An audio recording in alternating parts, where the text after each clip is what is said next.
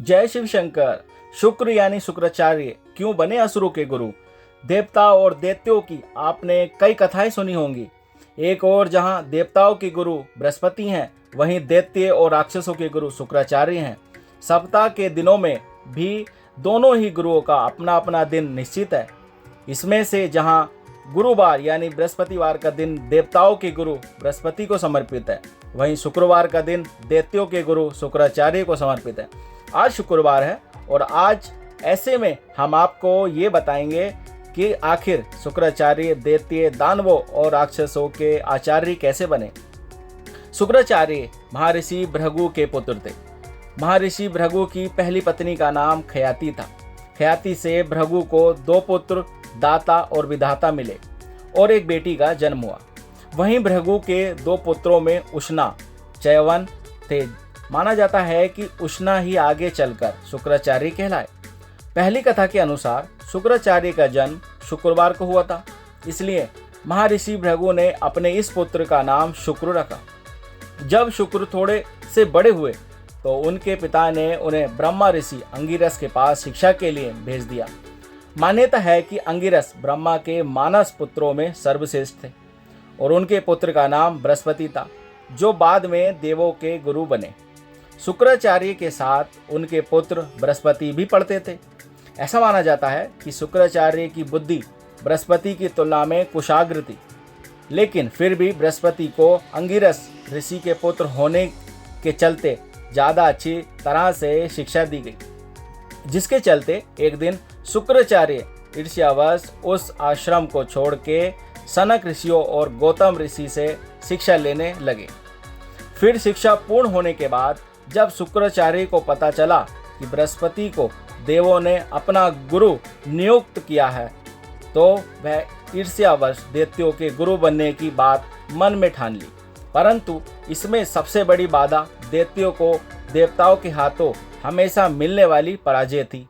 उसके बाद शुक्राचार्य मन ही मन ये सोचने लगे कि अगर मैं भगवान शिव को प्रसन्न कर उनसे संजीवनी मंत्र प्राप्त कर लेता हूँ, तो मैं दैत्यों को देवों पर अवश्य ही विजय दिलवा दूंगा। और यही सोचकर उन्होंने भगवान शिव की कठोर तपस्या शुरू कर दी। उधर देवों ने इस मौके का फायदा उठा के दैत्यों का संहार आरंभ कर दिया। शुक्राचार्य को तपस्या में देख दैत्य उनकी माता खयाति की शरण में चले गए। खयाति ने दैत्यों को शरण दी और जो भी देवता दैत्यों को मारने आता वो उसे अपनी शक्ति से मूर्छित कर लकवाग्रस्त देती। ऐसे में दैत्य बलशाली हो गए और धरती पर पाप बढ़ने लगा। शुक्राचार्य की मां का वध। ऐसे में धरती पर धर्म की स्थापना के लिए भगवान विष्णु ने शुक्राचार्य की मां और भृगु ऋषि की पत्नी खयाति का सुदर्शन चक्र से सर काट दैत्यों के संहार में देवों की ओर से समूचे जगत की मदद की। वहीं जब इस बात का पता शुक्राचार्य को लगा तो उन्हें भगवान विष्णु पर बड़ा क्रोध आया और उन्होंने मन ही मन उनसे बदला लेने की ठान ली और वो एक बार फिर से भगवान शिव की तपस्या में लीन हो गए। कई सालों के घोर तपस्या के बाद आखिरकार उन्होंने भगवान शिव से संजीवनी मंत्र पाया और दैत्यों के राज्य को पुनः स्थापित कर अपनी मां का बदला लिया। उधर महर्षि भृगु को जब इस बात का पता चला कि भगवान विष्णु ने उनकी पत्नी खयाति का वध कर दिया है, तो उन्होंने विष्णु को शाप दिया कि चूंकि विष्णु जी ने एक स्त्री का वध किया है, इसलिए उनको बार बार पृथ्वी पर मां के गर्भ में से जन्म लेना होगा और गर्भ में रह कष्ट भोगने पड़ेगा। ज्ञात हो इससे पहले भगवान प्रकट होकर ही अवतार लेते थे, जैसे कि बरा, मत्स्य, कूर्मा और नरसिंह, लेकिन उसके बाद उन्होंने परशुराम, कृष्ण, बुद्ध रूप में मां की कोख से ही जन्म लिया। वहीं बाद में शुक्राचार्य से बृहस्पति के पुत्र ने संजीवनी विद्या सीख के उनका पतन किया। दैत्य गुरु शुक्राचार्य के विषय में कुछ आश्चर्यजनक तथ्य। मत्स्य पुराण के अनुसार शुक्राचार्य का वर्ण श्वेत है। इनका वाहन रथ है जिसमें 8 घोड़े हैं। इनका शस्त्र आयुध दंड है। शुक्र वृष और तुला राशि के स्वामी है। इनकी महादिशा 20 वर्ष की होती है। शुक्राचार्य के सिर पर सिंदूर मुकुट होता है, गले में माला है। वे श्वेत कमल पर विराजमान रहते हैं। उनके 4 हाथों में दंड भरत मुद्रा, रुद्राक्ष की माला और पात्र सुशोभित रहती है। महाभारत के अनुसार शुक्राचार्य रसों, मंत्रों और औषधियों के स्वामी हैं। शुक्राचार्य ने अपना जीवन तप और साधना करने में लगाया था। अपनी सारी संपत्ति अपने असुर शिष्य को दे दी थी। शुक्राचार्य को नीति शास्त्र का जन्मदाता भी कहा जाता है। शुक्र नीति को महत्वपूर्ण समझा जाता है। शुक्राचार्य को महत्वपूर्ण स्थान मिला है। शुक्र ग्रह वीर्य से संबंधित है। वीर्य का संबंध जन्म से है।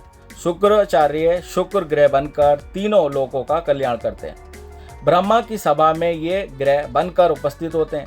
शुक्र ग्रह वर्षा रोकने वाले ग्रह को शांत करता है और वर्षा करने में मदद करता है। वर्षा होने पर पृथ्वी पर नया जीवन शुरू होता है। मनुष्य और जीव जंतुओं को शांति, संतोष और भोजन मिलता है। दानव गुरु शुक्राचार्य इसलिए कहलाए शिव पुत्र। शुक्राचार्य भृगु महर्षि के पुत्र थे। देवताओं के गुरु बृहस्पति अंगिरस के पुत्र थे। इन दोनों बालकों ने बाल्यकाल में कुछ समय तक अंगिरस के यहाँ विद्या प्राप्त की। आचार्य अंगिरस ने विद्या सिखाने में शुक्र के प्रति विशेष रुचि नहीं दिखाई। शुक्र ने अंगिरस का आश्रम छोड़ दिया और गौतम ऋषि के यहाँ जाकर विद्या दान करने की प्रार्थना की।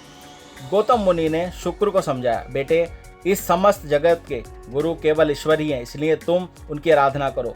तुम्हें समस्त प्रकार की विद्याएं और गुण स्वतः प्राप्त होंगे। गौतम मुनि की सलाह पर शुक्र ने गौतमी तट पर पहुंचकर शिव जी का ध्यान किया। शिव जी ने प्रत्यक्ष होकर शुक्र को मृत संजीवनी विद्या का उपदेश दिया। शुक्राचार्य द्वारा उपयोग में लाई जाने वाली इस मृत संजीवनी विद्या के कारण दानवों की संख्या बढ़ती ही गई। एक कथा के अनुसार देवताओं ने शिव जी से शिकायत की, महादेव, आपकी विद्या का दानव लोग दुरुपयोग कर रहे हैं। आप तो समदर्शी हैं। शुक्राचार्य संजीवनी विद्या से मृत दानवों को जिलाकर हम पर भड़का रहे हैं। यही हालत रही तो हम कहीं के नहीं रह जाएंगे। कृपया आप हमारा उद्धार कीजिए। शुक्राचार्य द्वारा मृत संजीवनी विद्या का इस प्रकार अनुचित कार्य में उपयोग करना शिव जी को अच्छा न लगा। शिव जी क्रोध में आ गए और शुक्राचार्य को पकड़कर निगल गए। महादेव द्वारा शुक्राचार्य को निगलने के बाद राक्षसों की सेना कमजोर हो गई और अंत में देवताओं की विजय हुई। इधर भगवान शिव के पेट में शुक्राचार्य बाहर आने का रास्ता खोजने लगे। शुक्राचार्य को महादेव के पेट में सातों लोक, ब्रह्मा, नारायण, इंद्र आदि पूरी सृष्टि के दर्शन हुए। इस तरह शुक्राचार्य 100 सालों तक महादेव के पेट में ही रहे। अंत में जब शुक्राचार्य बाहर नहीं निकल सके तो वे शिव जी के पेट में ही मंत्र जाप करने लगे। इस मंत्र के प्रभाव से शुक्राचार्य महादेव के शुक्र रूप में लीन मार्ग से बाहर निकले। तब उन्होंने शिव जी को प्रणाम किया। शुक्राचार्य को लिंग मार्ग से बाहर निकलना देख भगवान शिव ने उनसे कहा कि चूंकि तुम मेरे लिंग मार्ग से शुक्र की तरह निकले हो, इसलिए अब तुम मेरे पुत्र कहलाओगे। तो साथियों, ये थी जानकारी शुक्राचार्य जैसे ऋषि को क्यों बनना पड़ा था असुरों का गुरु। जानकारी आपको कैसी लगी? अगर पसंद आई हो तो वीडियो को लाइक कर दें और चैनल को सब्सक्राइब कर दें। चलिए मिलते हैं ऐसी और अनेक वीडियो के साथ। तब तक अपना ख्याल रखिए, सुरक्षित रहिए। जय शिव शंकर, जय भोलेनाथ।